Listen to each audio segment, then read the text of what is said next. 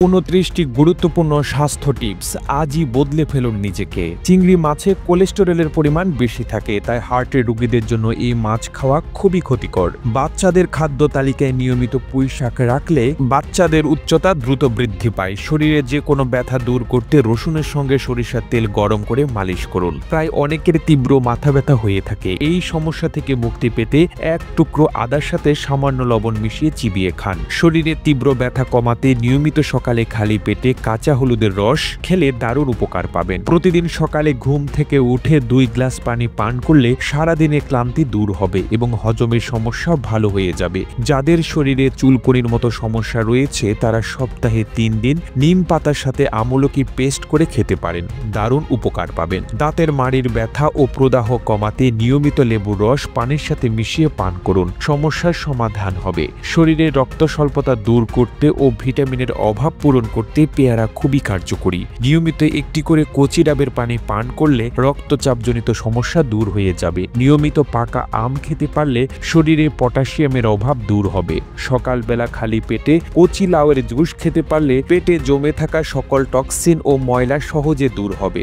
জ্বরের সময় আনারস খেলে দ্রুত জ্বর ভালো হয়। রাতের খাবার ঘুমানোর 3 ঘন্টা আগে খেলে ঘুমের সমস্যা হওয়ার সম্ভাবনা কমে যায়। রাতে ভারী খাবার খাওয়া স্বাস্থ্যের পক্ষে ক্ষতিকর।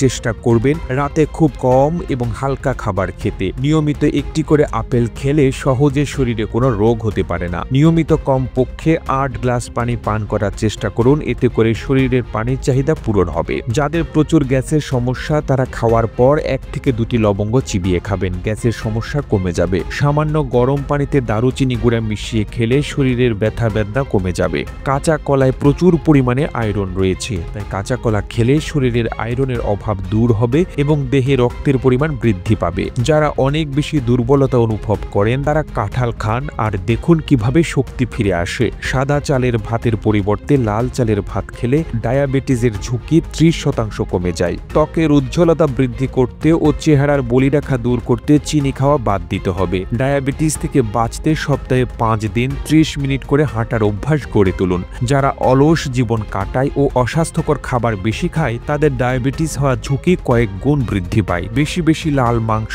ও ভাজাভুজির জাতীয় খাবার খেলে উচ্চ রক্তচাপ দেখা দিতে পারে।